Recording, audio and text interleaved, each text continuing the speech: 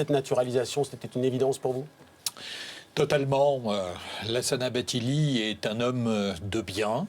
Il est bienvenu dans la communauté française et c'est lui qu'il faut évidemment montrer dans les écoles à toute une partie de notre jeunesse qui est si prompte à épouser les thèses complotistes.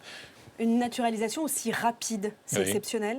Oui, c'est exceptionnel, mais les faits sont exceptionnels. C'est difficile d'obtenir, d'accéder à la nationalité française. Ça fait 9 ans qu'il vit en France. Oui, il a déposé sa demande l'année dernière, au mois de juin 2014.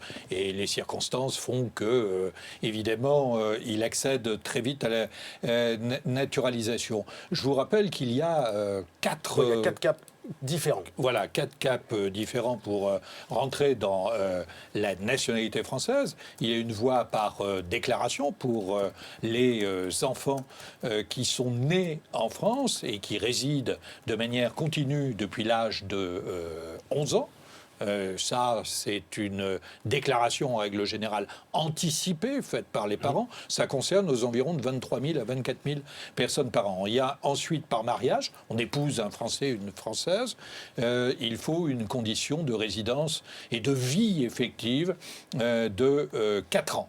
Il y a par décret, c'est le cas de l'Assana, ça concerne aux environs de 53 000 personnes et il faut des conditions d'assimilation. Voilà. Quand on parle de l'assimilation, ça se traduit comment? C'est la langue notamment? Oui, c'est la langue, c'est la maîtrise de la langue, c'est connaissance de l'histoire commune française, l'adhésion aux valeurs de laïcité, de tolérance, d'égalité, de fraternité. Et puis, c'est un examen du parcours professionnel de la personne.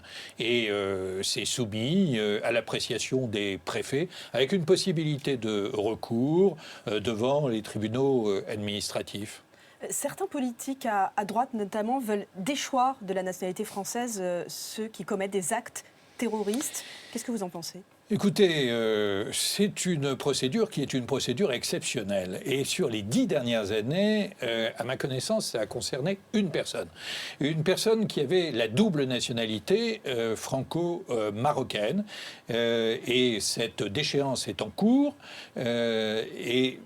pour des faits d'apologie de terrorisme. Mais on ne peut pas retirer la nationalité à des personnes qui sont françaises. Chacun a le droit à une nationalité. D'ailleurs, la France a signé un certain nombre de traités internationaux qui empêchent de plonger des gens dans l'apatridie. Donc, cette proposition autour de la déchéance de la nationalité française n'a aucun sens.